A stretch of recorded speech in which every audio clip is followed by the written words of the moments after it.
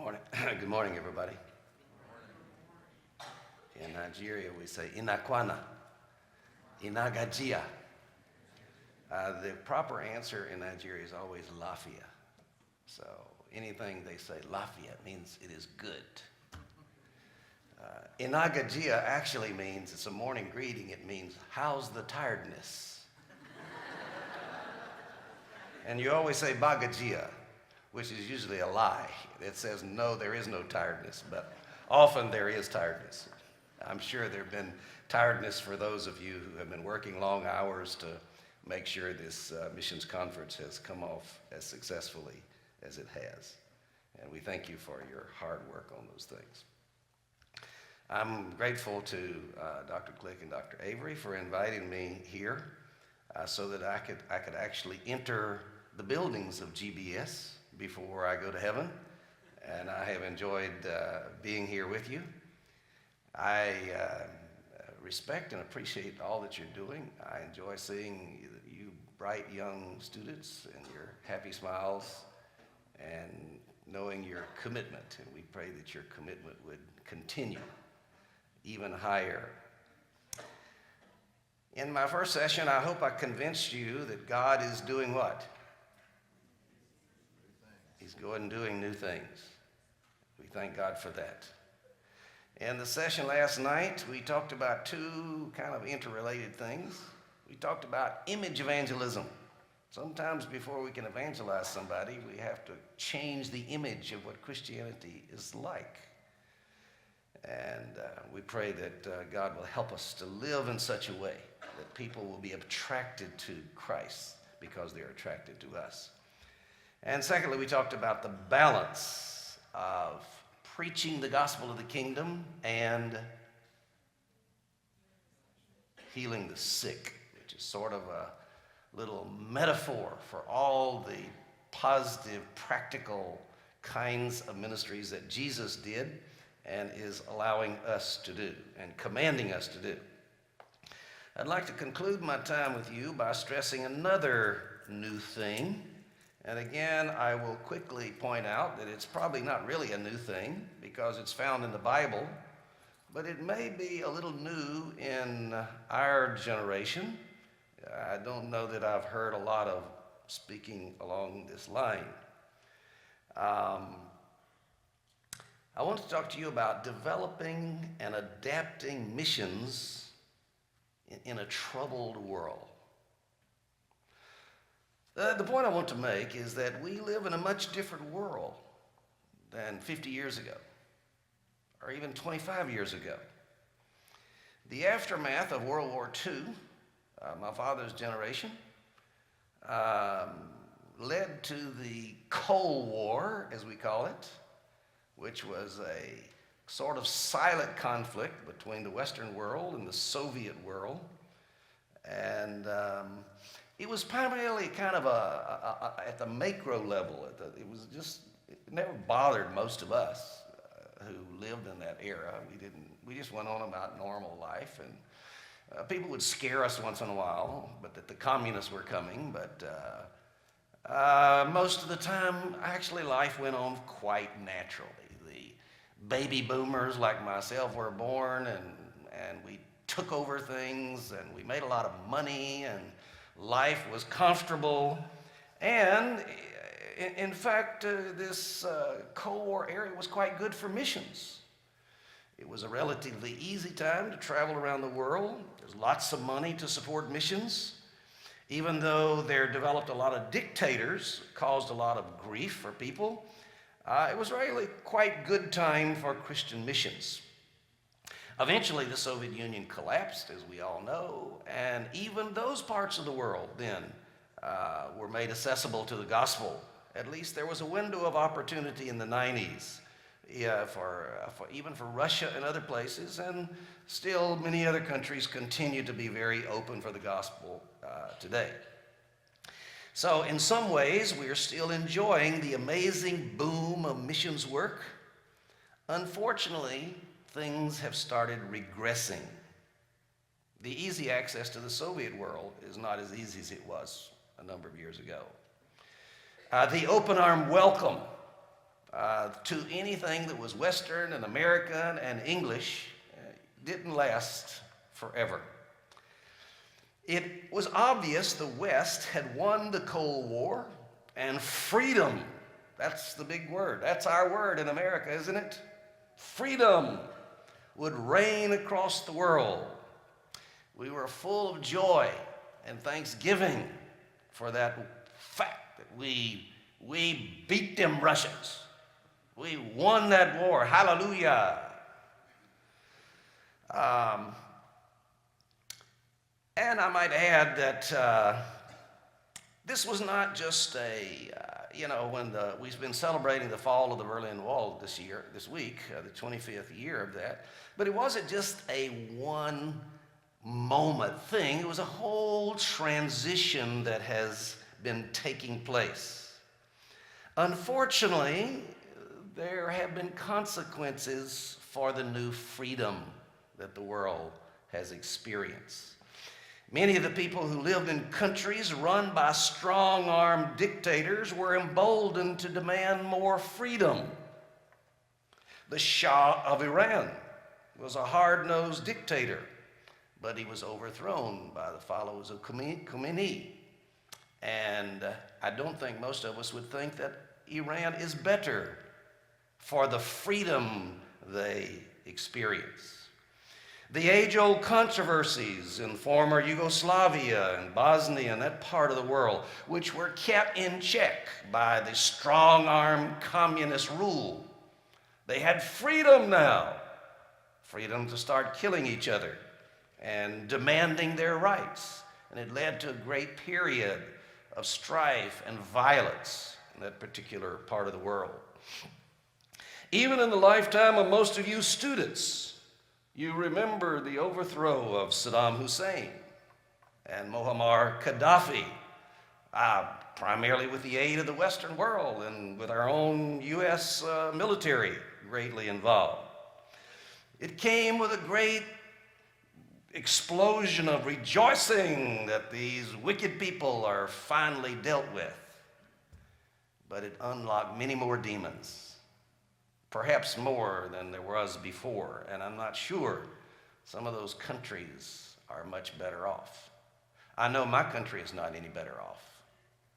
In Nigeria, the Boko Haram has received a huge percentage of the weapons from Libya, and thousands of Christians have been killed in my country, Nigeria, with the weapons that were freed when Muammar Gaddafi was killed. Right before your very eyes, during the last 3 years, you have been seeing the West encourage and support the overthrow of another brutal dictator in Syria.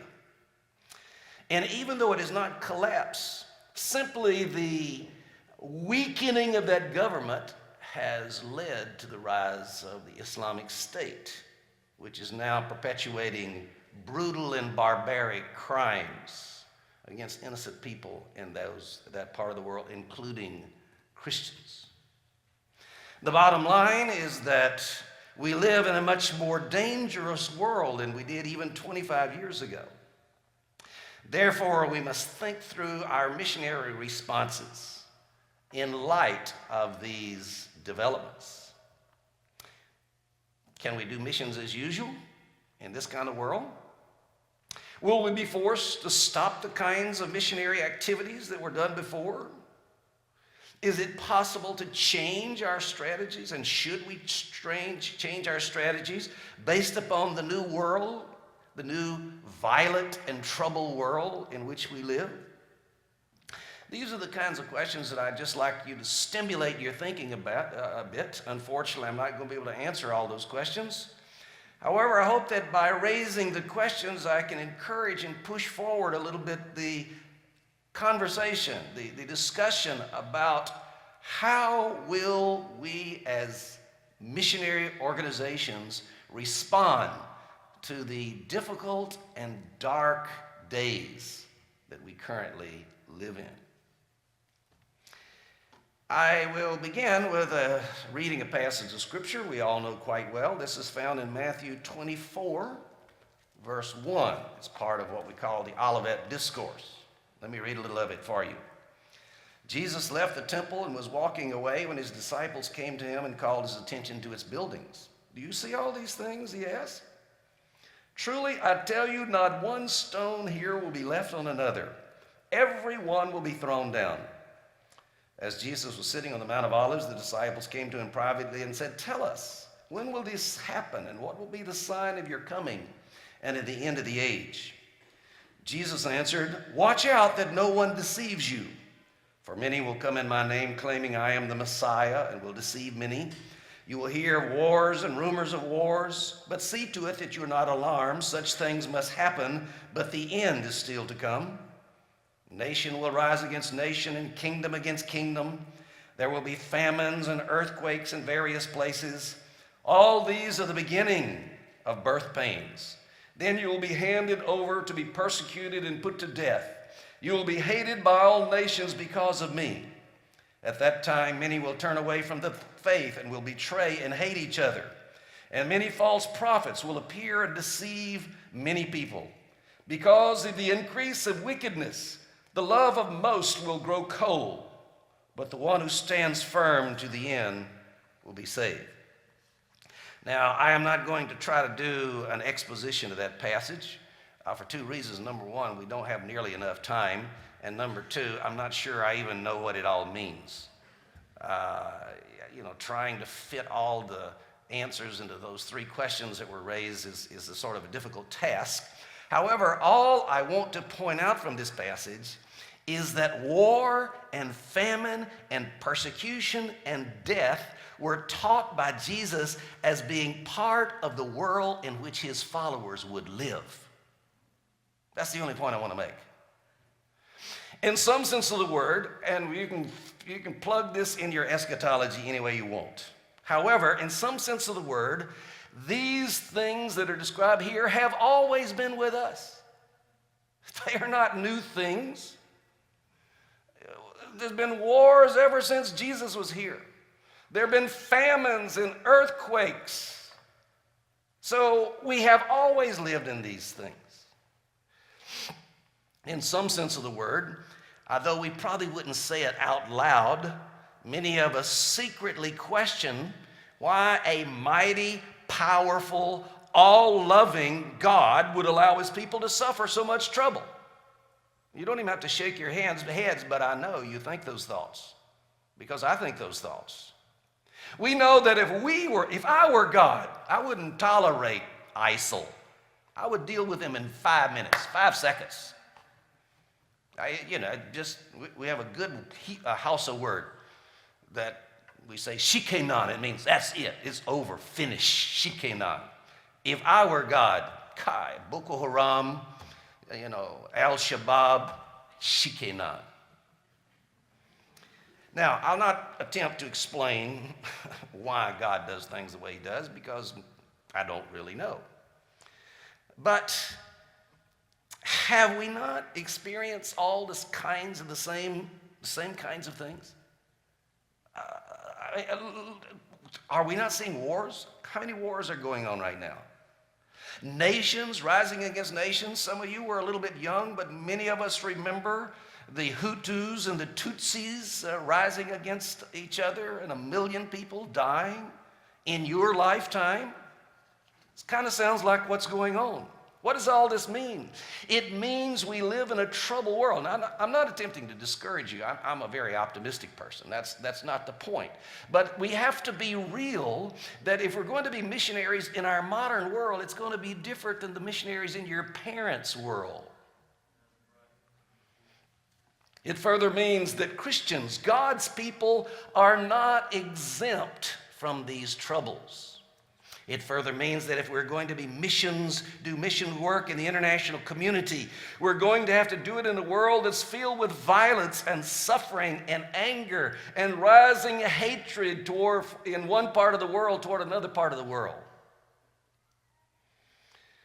So my thought that I want to share with you is missions during the foreseeable future is going to have to be done differently, because it's going to be done in a violent world.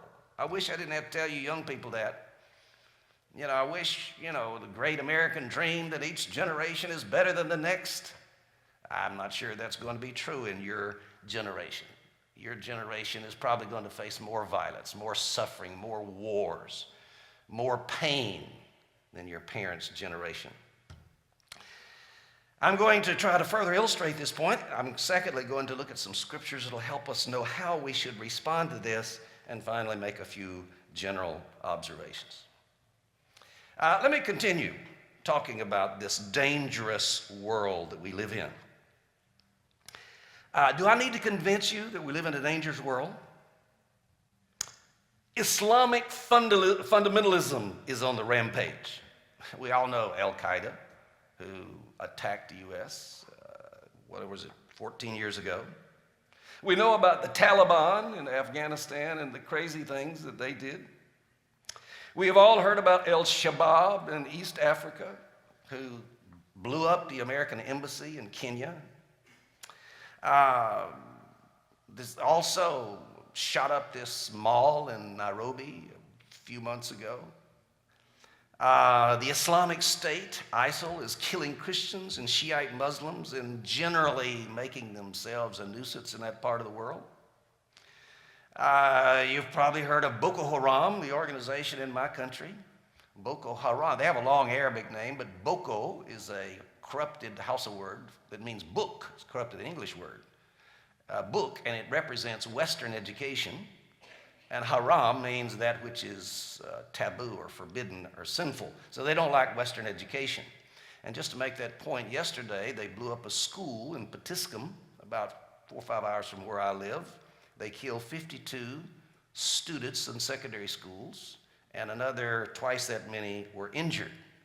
And every other day they kill about that many people. It's a very brutal, terrible group of people. These are all man-made problems.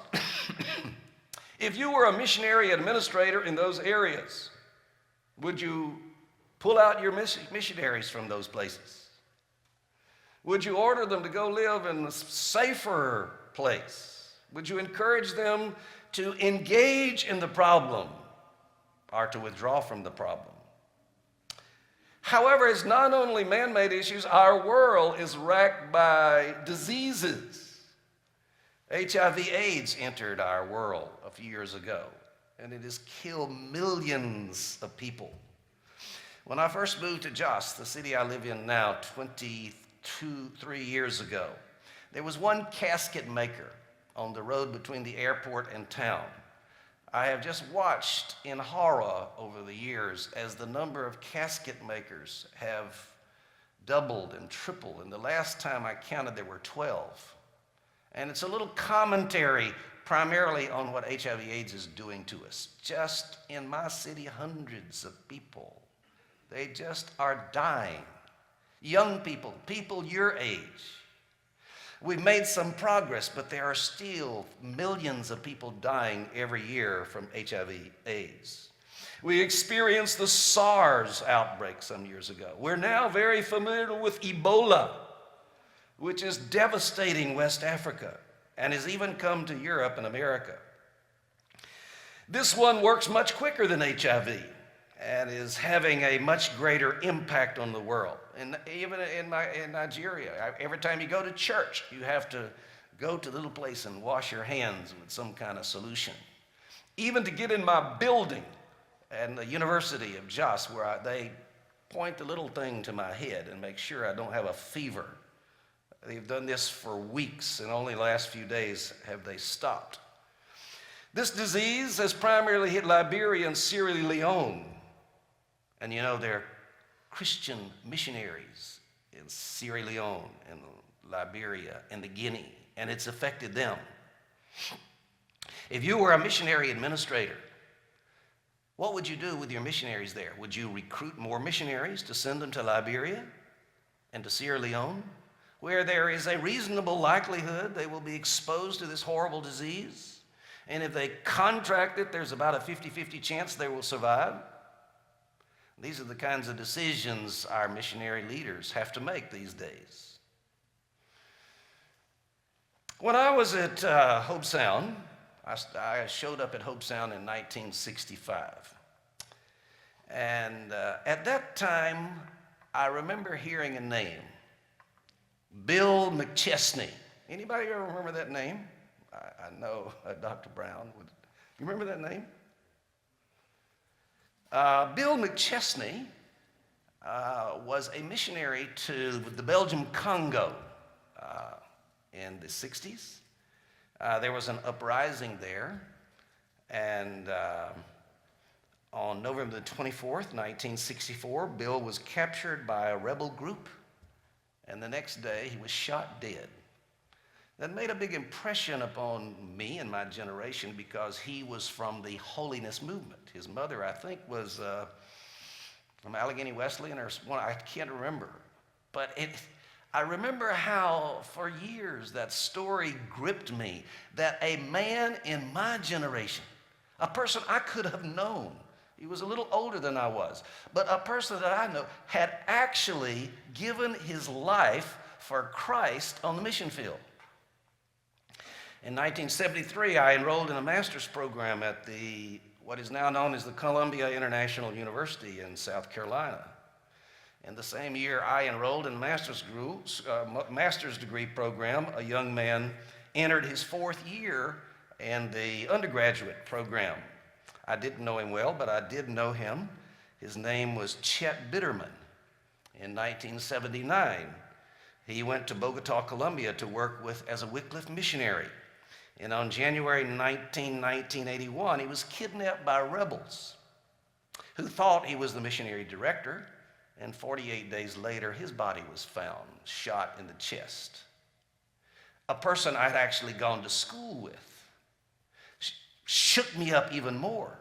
My generation, people that I know, have died for their faith. Unfortunately, these two men have been replaced in my memory by other personal friends and students whom I have personally known who have died because they're Christians. On September the 7th, 2001, 4 days before September the 11th attack in New York, my city that I live in, had a major crisis that developed.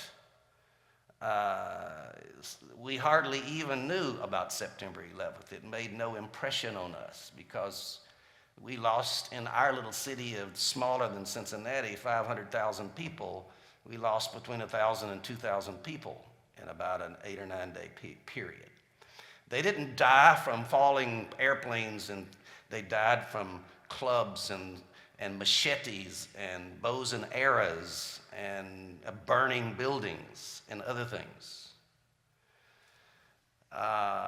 It was a terrible time of killing and looting and burning and destruction. On the second day of that crisis, I went up to our university clinic, which is about a quarter of a mile from my house, because I heard there were a lot of casualties up there, and it was hard for the doctors to get there, and I thought maybe I could help a little bit. When I got up there, I decided my 12-hour first aid was not going to help very much. But while I was there, I saw a young lady sitting there with a baby on her back and a little bag. She was the wife of one of my students who was a pastor of the closest church to my house, the Emmanuel Baptist Church. And she says, "Oga," which, as I told you, means like sir. She said, "Oga, they burned our church, and they burned our parsonage, and we had to run away." And she had her baby on her back and her little bag, and that was all. I said, "Well, what are you doing?" She says, "We don't know where to go." I said, "Well, come to my house." So as we left and walked that quarter of a mile, there were dozens of other people who had fled that area.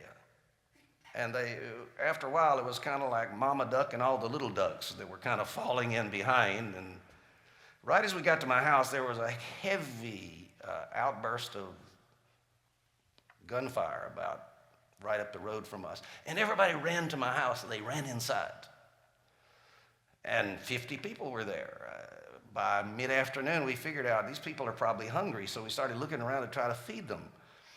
And so over the next 7 days, we had a refugee camp at my house. They didn't teach me how to do that at Hope Sound. I don't know if they teach you how at GBS or not. but we made up the rules as we went along. The only night I counted, there were 69 people sleeping on the floor of my house. We got another house across the road, and one of my colleagues who was out of town, and we put them there, and we were feeding 150 to 200 people every day. These are people who had lost their homes. Some of them had lost their family members. And one of the most terrible things about that experience was once people found out that we had a little refugee camp, these parents would come around with their pictures and say, "Have you seen this person? He hasn't been seen since Friday." Unfortunately, that was not the last of our problems. In 2008, violence broke out again for another week. I had another refugee camp at my house. On Christmas Eve 2010, there was a major bombing in Jos by Boko Haram that killed well over 100 people. Later that year, another outbreak kills another 80 people. In 2012, more outbreaks. In 2012, Boko Haram sent suicide bombers to 3 churches in our area. I preached in one of them 25 times. Suicide bomber powered through the security forces and blew it up. My daughter was 300 yards away at the time. In May of this year, I was sitting at my desk, and about 6 o'clock at night, and boom, this huge explosion.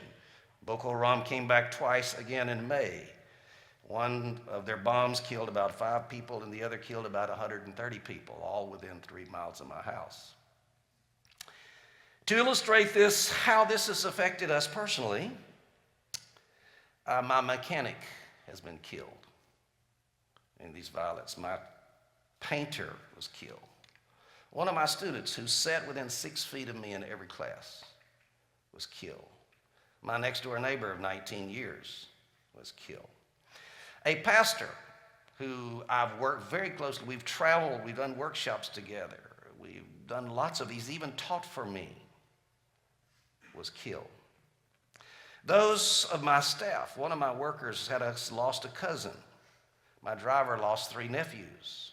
My security guard, who's a Muslim, lost 3 nephews. The lady who helps my wife cook lost her brother, her brother-in-law, her cousin. Her father was ripped open and survived, and one of her relatives was affected in this last bomb blast. The point I'm trying to make is we live in a troubled world. My city, Jos, used to be the envy of everybody in Nigeria because it's up on a high plateau. It has beautiful weather. It has fabulous rock formations. Colorado has nothing over a plateau. But now everybody wants to run away from the place because there's so much violence. There is a divided city. Christians and Muslims all used to live, they were all together, no longer. No Christian lives in a Muslim area anymore. No Muslim lives in a Christian area. And we all know those areas very well, and we know where we don't go.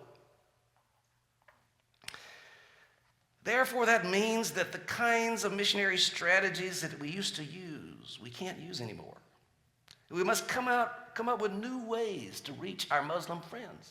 We can't go to their homes anymore. We can't accept their invitations. We can't invite them to our homes anymore. I hope I've illustrated that our modern world is different from your parents' world. It's different from a lot of the missionary stories that you have heard. I hope I've illustrated well enough that if we're going to follow the Great Commission and try to spread the Great Commission and take the gospel to the ends of the world, we're going to have to do it in different ways than we've been doing it before. As I said, it's not a completely new problem because the Bible is full of the same kinds of things that our world has been facing or has recently been facing. And I'd like to take just a few minutes to talk to you about the book of Acts and some of the things that the first Christians, the early Christians, I talked to you about the purest form of Christianity yesterday. Well, let's go past that and see what happened. It was not long after Pentecost that Peter and John healed a lame man, and the result of that was they were arrested and threatened. It wasn't too long after that he was arrested 3-4 more times, and the Lord supernaturally rescued him at least once. The deacon and evangelist, Stephen, was arrested, was harassed, was eventually turned over to a mob, and was killed. One of Jesus' closest disciples, one of the people that was the inner three, Peter, James, and John. James was arrested and beheaded, killed for his faith. Again, you think, why would God allow that to happen? When Paul and Barnabas, the rest I will tell you about are all missionaries. When Paul and Barnabas were on their first missionary journey, they experienced a lot of persecution. They went to Antioch and Pisidia, and they were driven out. They went to Iconium, they were driven out. They went to Lystra and had a good start, but people showed up from those other places and stirred up the crowd, and Paul was stoned and left for dead. On his second missionary journey, Paul was arrested and beaten and put in jail in Philippi. He was again driven out of the next two cities, the cities of Thessalonica and Berea. He also experienced such severe persecution in Corinth that the Lord had to appear to him personally and comfort him and say, no, it's going to be okay. On Paul's third missionary journey, a riot was stirred up against him in Ephesus. When he eventually got to Corinth, a plot was discovered that they were going to kill him when he left Cenchrea to return to Syria. But he was able to learn about it and make other plans. Here is Paul's testimony about the things that he experienced as a missionary. Are they servants of Christ? I am more. I have worked much harder, been in prison more frequently, been flogged more severely, been exposed to death again and again. 5 times I received from the Jews 40 lashes minus 1. 3 times I was beaten with rods. Once I was pelted with stones. 3 times I was shipwrecked. I spent a night and a day in the open ocean.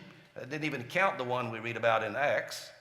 I've been constantly on the move. I've been in danger from rivers, in danger from bandits, in danger from my fellow Jews, in danger from Gentiles, in danger in the city, in danger in the country, in danger at sea, in danger from false brethren. I have labored and toiled and have gone without sleep.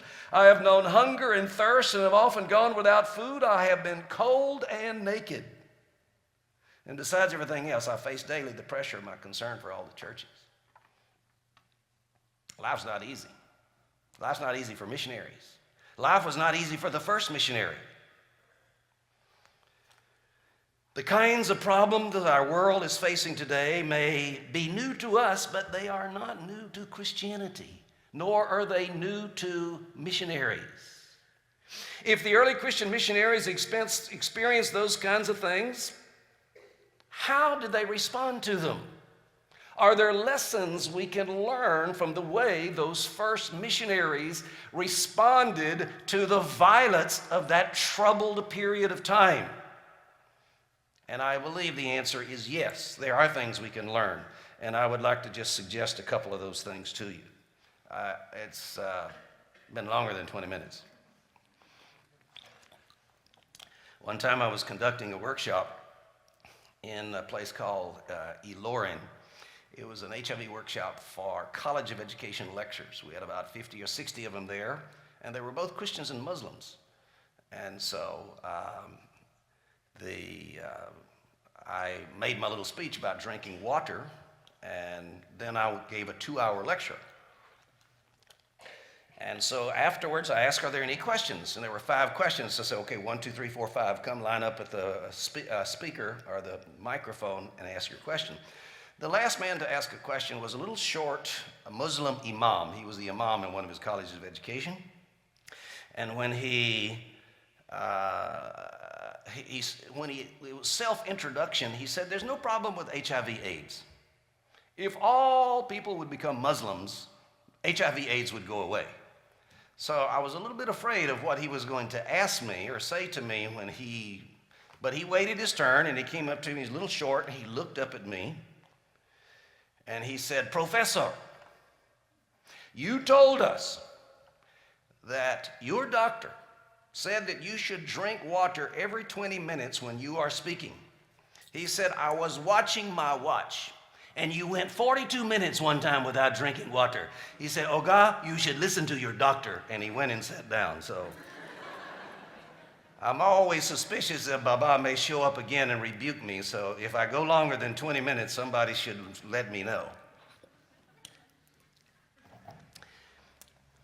Because of the limited time, I will focus only on 4 or 5 different responses we see from missionaries. I'm strictly focusing on Paul at this point, and to show you some of his responses to violence and threats and other disasters. The first thing I will point out is that Paul sometimes chose to retreat. Now that sounds kind of cowardly, doesn't it? I mean, we should be courageous. We should stand up to the enemy. However, remember I narrated to you in Antioch and Pisidia, he had to run away. When he got to Iconium, he had to run away. On second missionary journey, when he got to Thessalonica, he had to run away. When he got to Berea, he had to run away again. Someone has said, sometimes a good run is better than a bad stand. Sometimes a strategic withdrawal is essential. And sometimes it's good. When Stephen was stoned, the Christians scattered from Jerusalem everywhere. And what happened? God's kingdom advanced as a result of his death. Now, if a missionary organization has to pull staff from a field, they have a very good precedent in the example of the Apostle Paul. It sometimes is necessary to withdraw staff. Life is valuable. We should not take needless risks that will jeopardize the lives and future ministry of people. Now, there is no formula on when you could go, or you need to go. In fact, I'm very skeptical of formula preachers. You can get 9 books that tell you 9 reasons or 9 ways, things you can do. You always get your prayers answered, and 12 things you can do and you'll be prosperous. Take all that with a grain of salt. God doesn't give us formulas. He gives us wisdom. And wisdom means you evaluate every situation by itself, and God gives you the ability to make a wise decision. So, we can't give you an outline, some general principles, but we can't give you a specific A, B, C, D. That's when you need to go. We just need to note that sometimes you have to go. Number 2, Paul identified with his people in their troubles. When Roman soldiers in Jerusalem were preparing to get information from Paul by beating the daylights out of him, he said, "Excuse me, sir, in this part of the world, is it permissible to beat Roman citizens?" Oh, sorry, sir, sorry. So they called their commander and established the fact that Paul was a Roman citizen, and so they backed off because it was against the law for a Roman citizen to be beaten to get information from, unless he had been already convicted. However, when Paul was in Philippi, that was even before then. He did not become a Roman citizen between Philippi and Jerusalem. And they stretched him out and they beat him and they abused him. And amazingly, he didn't say anything about his Roman citizenship. Why? Well, we can only guess. There's no evidence given. But if I had to guess, I would guess that Paul realized from his experiences on the first missionary journey and the fact that he had just been arrested that day and condemned by the magistrates, he guessed that there was going to be persecution in Philippi. He knew he had the get out of jail card. He had that wonderful Roman citizenship. But all these new believers, Lydia, she didn't have that get out of jail card. The little slave girl The others, they didn't have that access. So Paul was personally willing to take a beating in order to encourage and give an example to these new believers of how they should respond when there is persecution. He chose to identify with them in their suffering. This is certainly a good model for Christian missionaries. Yes, as I indicated, there are times when it's wise to run away from the conflict, to save yourself so you can fight another day. However, at other times, it may be the right thing to stay there and identify with your people. During our second crisis in Jos in 2008, I received 3 phone calls from the U.S. Embassy telling me, we're meeting in a certain place, we're bringing security. We will get your people out of there. Don't worry. And so, who should we expect to meet us? I said, well, don't expect me. And they called me back. Said, okay, we're going to meet a certain time. I said, don't wait for me. I'm busy. My hands are full. I chose to stay there and to be with those who were suffering. And I never really thought that much about it. It was just kind of the only thing that seemed right and possible at that time. And all these other crises that we have chosen to stay, again, it's no big deal. It's just, that's just where we live and that's where we minister, and it's easy. But my colleagues, if they had that blue passport that I had, they would have been gone. Many of them, and they've, in the last 2 or 3 years, come around and say, why do you stay here? But others come around and say, the fact that you stay here is a great encouragement to us. I hope you hear what I'm saying. Sometimes it is the right thing to stay and identify with the sufferings of your people. It's worth that risk. Number 3, Paul took normal precautions in the face of danger. I referred to this briefly. Let me expand it just a little bit. Near the end of his 3rd missionary journey, he was in Corinth, and they went down to the coast there to take this ship to ultimately to Syria, and he got a rumor that there was an assassination plot that was going to be implemented when he got on that ship. Now, Paul could have said, well, Jesus is my protector. Let them try to deal with me. See what God will do to them. But you know what he did? He sneaked away. He sent some of his people on that ship, let them go, but when they got out on the ship, they found that Paul was not there. What did he do? He trekked all the way around the Aegean Sea, which is at least 1,000 kilometers, maybe 1,000 miles. It took him weeks. It took him a lot of extra money. It took him a lot of extra time. It took him a whole lot of extra energy. Why did he do it? Well, there probably were other reasons, but one of the reasons he did it was to protect himself. He realized there was danger, and he did not mind spending the extra time and energy and money to make sure that his life was preserved so he could continue doing God's work. It was a common sense approach. Missionaries must take normal precautions to prepare themselves when they live in difficult areas. We do a lot of things in Nigeria that you don't do here. We don't travel at night in Nigeria. We give the night to all the armed robbers and crooks and thieves. Just let them have it. We're constantly on the alert. Friday, I was driven from my house to the airport. It was 4 hours away. And we have a lot of armed robbers in Nigeria. They just hit at all times of the day and night. And so it's just automatic.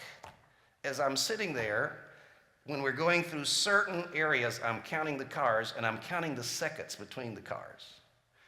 It's just automatic. 19, 20.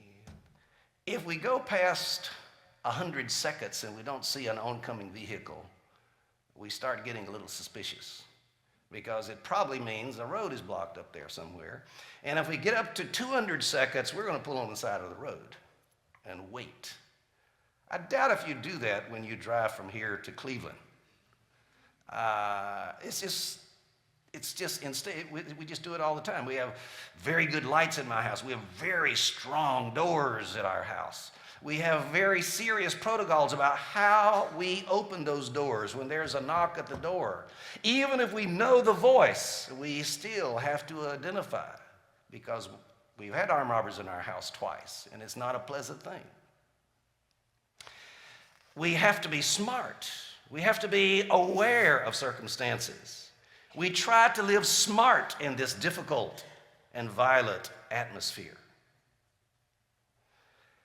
Those are the kinds of things that you will be doing too if God calls you to serve in the mission field in this kind of troubled world. Number 4, Paul acknowledged and utilized the government in protecting himself. That's a strange thing, isn't it? In Romans 13, Paul said, rulers hold no terror for those who do right, but those who do wrong. If you do wrong, be afraid, for rulers do not bear the sword in vain. They are God's servants. Did you know that government was God's servant? Agents of wrath to bring punishment on the wrongdoers.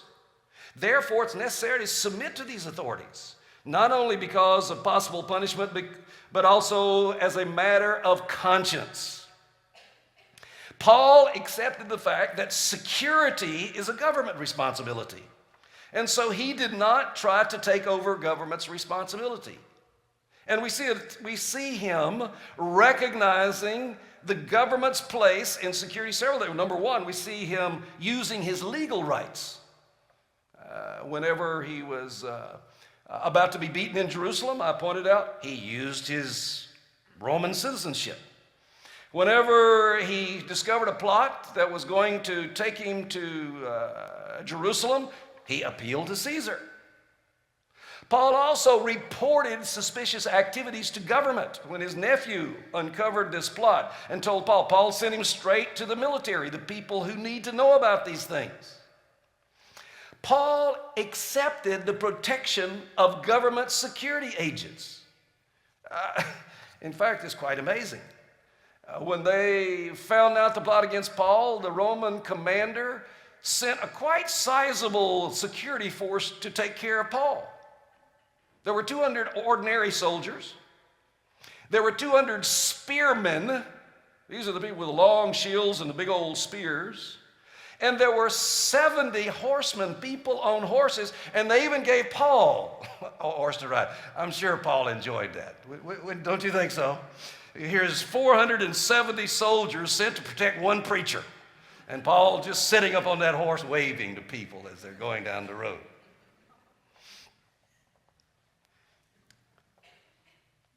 My daughter had a similar experience. She was a Fulbright scholar. She got a Fulbright scholarship to come back to Nigeria one time, and she was flying into Lagos. I happened to be in Lagos at one time, and I went to the airport and hid and watched what was happening. The U.S. Embassy sent 12 security aid policemen with their AK-47s in 2 different vehicles to pick up my little daughter, who was but raised most of her life in Nigeria. And I just sat there and smiled and watched all those 12 people protecting my little daughter. I just didn't worry about her safety that night. We who work in foreign countries must recognize that we are there at the invitation and pleasure of the host governments. We must cooperate with the host governments as much as possible. This is their country. They have a right to do things. They have a right to do things that irritate us. As I was going to the airport the other day, we went through 13 military checkpoints. I mean, these are serious soldiers with AK-47s, and they have the road blocked off with sandbags, and you go around this one, and then there's another one from this side, and you go around this one, and you keep going until you come to the soldier who looks rather fiercely at you, and he wants to know what's in your boot. It takes a lot of time, but it's their country. It's their right. It's their responsibility. They are protecting me when they are searching vehicles looking for weapons. And if they want to search my vehicle, let them search my vehicle. Number 5, Paul was willing to suffer. That is a point that every missionary candidate in this generation must ask himself or herself. Are you willing to suffer for your faith? In 2 Corinthians chapter 1, verse 3, Paul says, "Praise be to the God and Father of our Lord Jesus Christ, the Father of compassion, the God of all comfort, who comforts us in all our troubles, so that we can comfort those in any trouble with the comfort we received ourselves from God. For just as we share abundantly in the sufferings of Christ, so also our comfort abounds through Christ. If we are distressed, it is for your comfort and salvation. If we are comforted, it is for your comfort, which produces in you patient endurance of the same sufferings we suffer. And our hope for you is firm, because we know that just as you share in our sufferings, so also you share in our comfort. We do not want you to be uninformed, brothers and sisters, about the troubles we experienced in the province of Asia. We were under great pressure, far beyond our ability to endure, so that we despaired even of life. Indeed, we felt we had received the sentence of death. But this happened that we might not rely on ourselves, but on God, who raises the dead. He has delivered us from such a deadly peril, and he will deliver us again." So we see at least part of Paul's explanation as to why God allows suffering into our life, to cause us not to rely on ourselves, but upon him. We've also already noted other examples of Paul's suffering. When I made the decision to take my family to Nigeria 26 years ago, quite honestly, I never thought about violence. I thought about malaria. I didn't know what it was, but I've had it 22 times since, so I'm a pretty good expert on that one.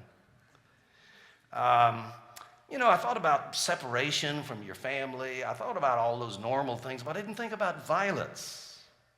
However, any person who makes a choice to go to the mission field today must understand very clearly that we live in a different world. There is the possibility of armed robbery. In fact, in Nigeria, we don't say if you're going to be armed robbery, it's just when. We all know that. We even have money set apart for the armed robbers. Honestly. We know they're coming, so you just have a little bit. So, you give them a little bit so that it's worth them leaving, but you don't keep too much around. But, keep a couple $100 around so they have a little something and they will leave. There's a possibility of kidnapping. Kidnapping is a commercial process in Nigeria today. Every day, people are just kidnapping. That's better than armed robbery. There's a possibility of ethno-religious violence, as we've been talking about. There's a possibility of radical Islamic activities. Therefore, today in our modern world, we must think more seriously about the potential consequences of what it means to be a missionary in today's world. The final thing I will note is that Paul continued his ministry. Yes, Paul had to make some adjustments. He even had to flee a few times. He suffered a lot in his ministry. However, in the end, he kept doing what God had called him to do. He persevered. Why did he do so? I am not sure. All the reasons. But he kept going. However, I can tell you why I continue to serve in a troubled area. In fact, people have asked me this. So I wrote a little letter to my board of directors about a year ago and explained. I'll read it to you, or parts of it to you.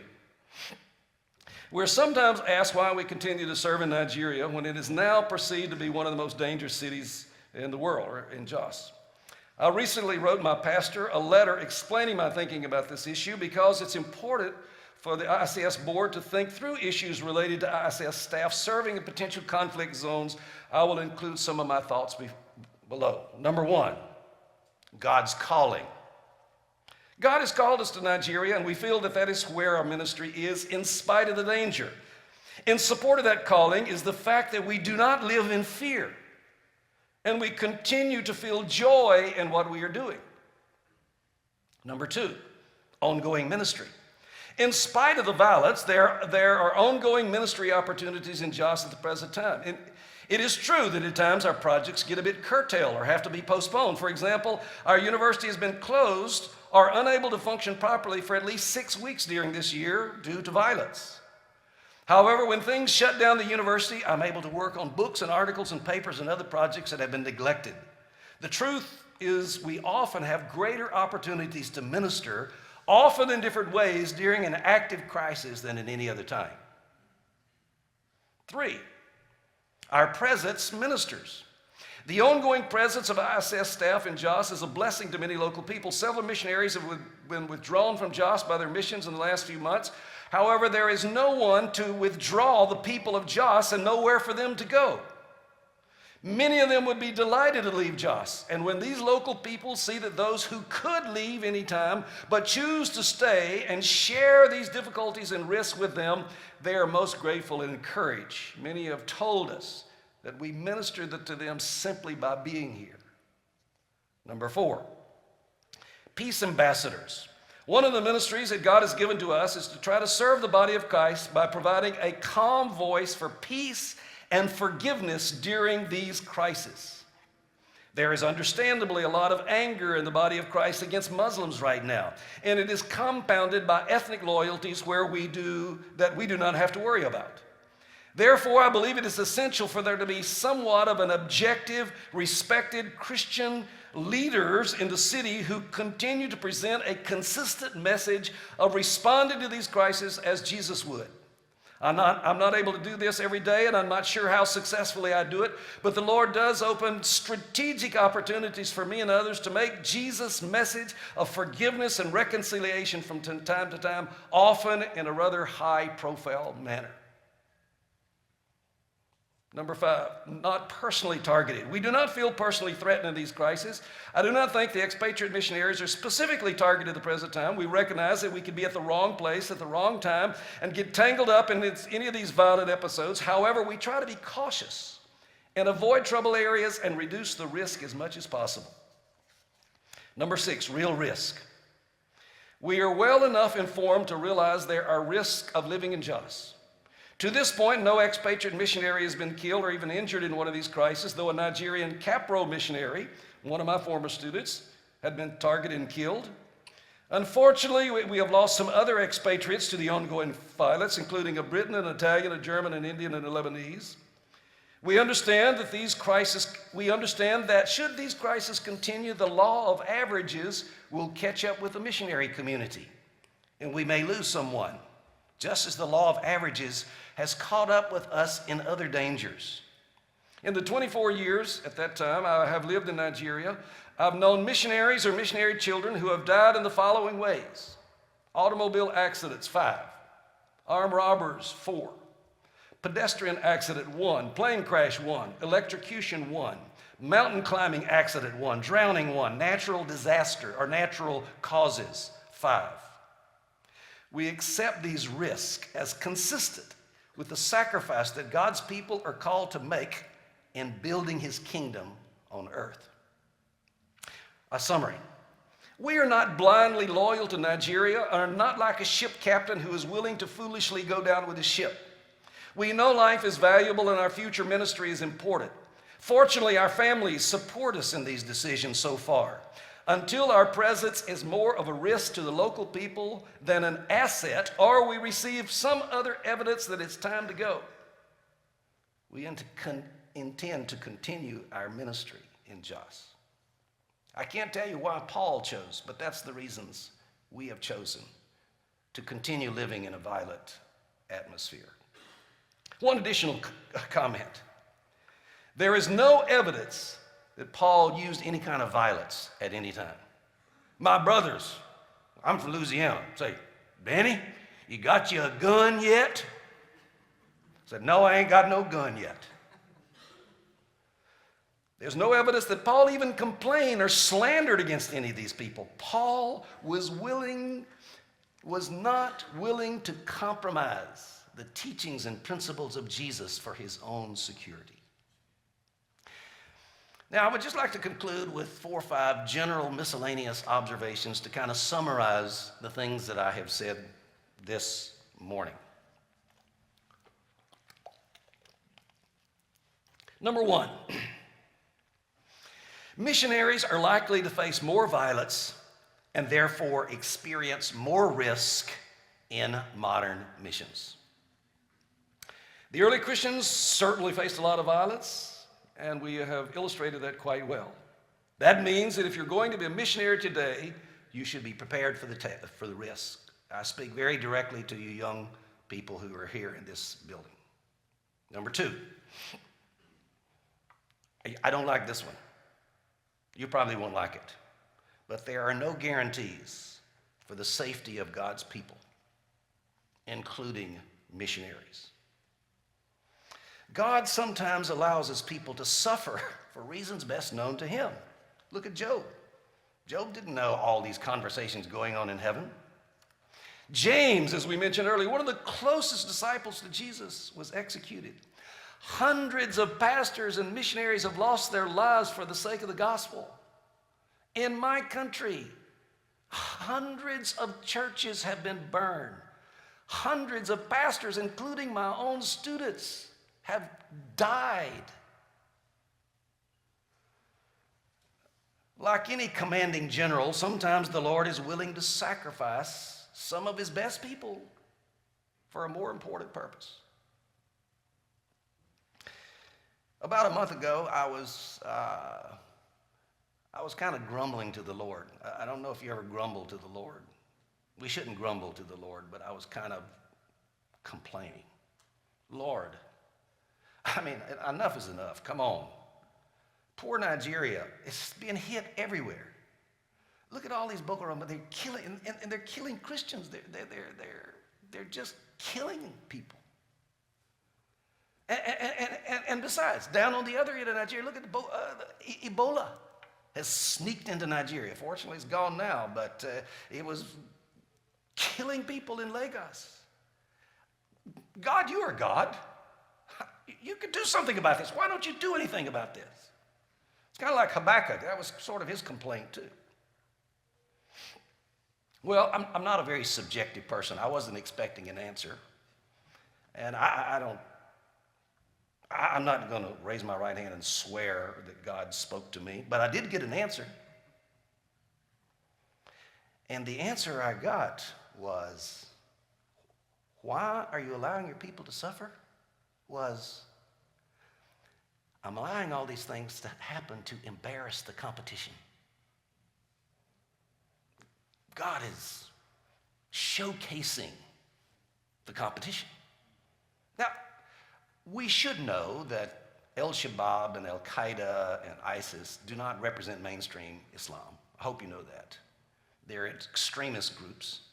But they are making the whole Islamic world look very bad right now. And it is a big embarrassment to my Muslim colleagues. They tell me, oh, this is a terrible thing. They're making us look so wicked. Well, let me go a little step further. Well, what about Ebola? The answer was, I'm making Christian missionaries look good. Do you know who the first people were to respond to Ebola? They were SIM missionaries and Samaritan's Purse missionaries in Sierra Leone and Liberia. Ken Brantley, Nancy Ryball, Rick Sacra, SIM missionaries. You know how the Western journalists hate Christianity, and if there's anything they hate more than Christianity, it's Christian missionaries. But you can go back and Google all you want to, and you can't find any criticism of these Christian missionaries who are fighting Ebola.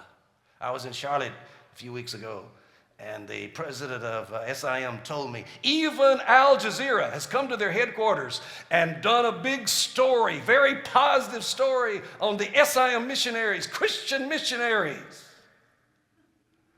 Now, if you were somehow didn't know much about Christianity and didn't know much about Islam, and you had to make a choice between Christianity and Islam, which one would you take? I think you understand the point. There are no guarantees. But if God allows you to suffer, and if he allows you to pay that ultimate price, he's doing so for a purpose. It's a bigger purpose than just our own individual case. Number 3, missionaries must weigh their ministry's services against the risk. In our modern world, we have to be smart and strategic in our missionary activities. We must weigh the possible blessings against the possible risk and make informed decisions about working in troubled areas. As we have said, there's no sin in withdrawing missionaries or withholding missionaries. We simply have to do it with wisdom. Number 4, a part of the ministry of a missionary in time of violence is the testimony of their lives. Look at Kent Brantley and Nancy Rybold and Rick Sacra. Even now, giving their blood, going, comforting. So the way we live in a troubled time may speak louder than all the sermons we preach.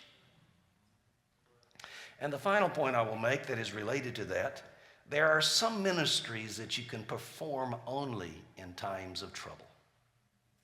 Paul says in 2 Corinthians that blessed is the God who helps us in our suffering so that we can comfort those in any trouble with the same comfort we ourselves have received from God. I discovered this during our difficult times in Jos. We got to know all of our neighbors a whole lot better.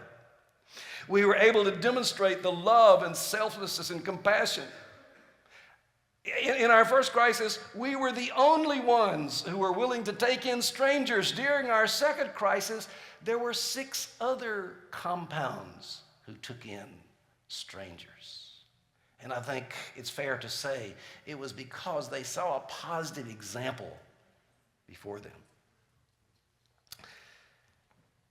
I'm going to conclude with this statement. It takes a special kind of missionary to serve in a time and a place of risk. Unfortunately, your generation is going to have to take those risks if you're going to be missionaries. There's an old song that we used to sing. I don't know if you ever sing it around here. Anyone can sing when the sun shines bright, but it takes a song in your heart at night. We could kind of paraphrase that and say, anybody can be a missionary in Hawaii.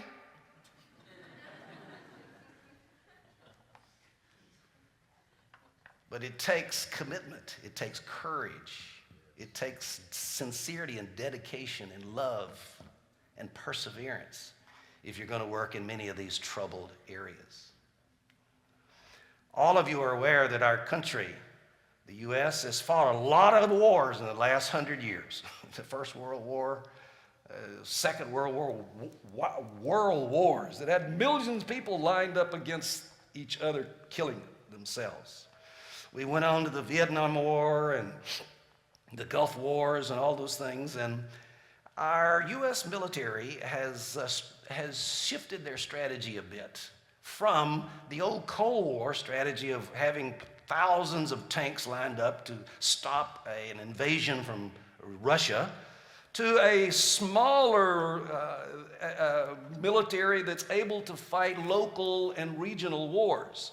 And the backbone of this new strategy is commonly called special forces. Who are the special forces? They are the soldiers who, number one, volunteered to get in the army. All of our soldiers are volunteers now. We have no conscripts. So they join the army voluntarily, but now they have volunteered for a new kind of soldiering. In fact, it's very difficult to get in these special forces. Probably less than 10% of the people who try to get in the Navy SEALs actually get there. There's a tremendous amount of physical training that goes in. They are weeks, months of the most brutal training they put themselves through. There's an enormous amount of learning that takes place. They learn about weaponry, and they learn about explosives and communication systems. They even learn foreign languages. And once these people are deployed, they face a whole lot of danger. In fact, they put them right in the worst possible places, where there is the most danger. Why do these people volunteer for these tough assignments? You have to ask them. Perhaps some of them are just patriotic and they want to be where they can be to defend their country. Others maybe have more personal ambitions. They want to prove that they are the best of the best, and it may be something like that. However, we know that what we do know is that they are the best of the best. They are highly respected, and they are the backbone of the modern American military. Ladies and gentlemen, every one of you has volunteered for this army, God's army that we serve in. God doesn't take draftees. You have to volunteer to get in. And you've all done that. You've all raised your hand and committed yourself to God. However, God is asking some of you now if you would like to volunteer for some special forces. You don't have to.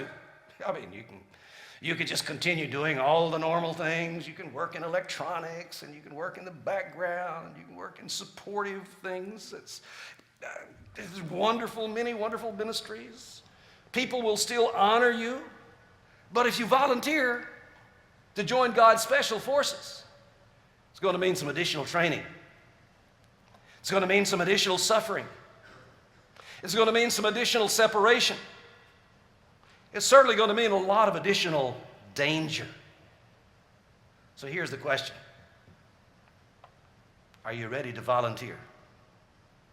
Are you ready to volunteer for God's special forces? The heavenly Navy SEALs, or you want to be among them? Yes, there is the possibility. There's a lot of danger. There's a possibility of death in God's special army. I can't guarantee you, if you volunteer, you will always be safe. In fact, a lot of the higher percentage of those special forces die than the regular soldiers. However, I can guarantee you that if you become part of God's elite army, His special forces, you will experience real joy, real satisfaction, real blessing. Not always laughing and giddy kind of blessing, but deep satisfaction, knowing that you're exactly where God wants you to be. Of course, I'm speaking metaphorically, but my invitation to you on behalf of the Commander-in-Chief is, will you leave the safety, security, comfort of your home and your family? Will you become one of God's special forces to serve in this difficult time, more difficult than your parents' generation, your grandparents' generation? Are you willing to raise your hand and say, here I am, I volunteer? Shall we bow our heads?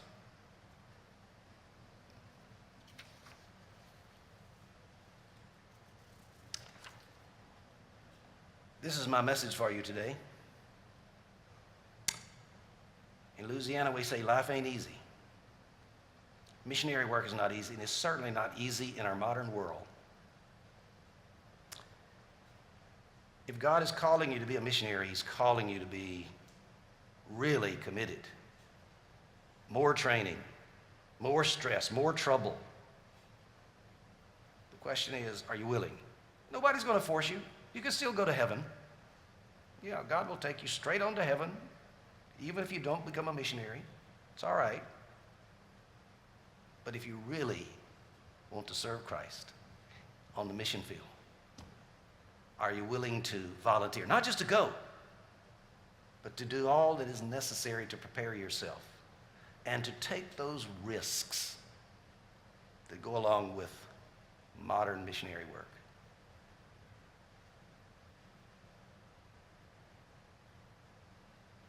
I'm not going to ask you to get out and come forward. I'm going to ask you to think seriously. I would rather you go to your room and get down on your knees and make this commitment in the privacy of your bedroom or somewhere else. But this is my question for you. Are you willing to make that commitment? God's Bible School does not have missionary conferences just to hear nice stories and just to do this because it's expected of us. Missionary conferences are designed to help God place the call of mission work in the hearts of our young people, which will now give direction for all the rest of your training and preparation for that work. And my question for you, my challenge for you is are you willing to make that kind of commitment? We're glad you joined us. God's Bible School and College prepares students for lives of ministry wherever God calls them. This content is possible because of the generous support of friends like you. To support GBSC, visit giving.gbs.edu. Thank you.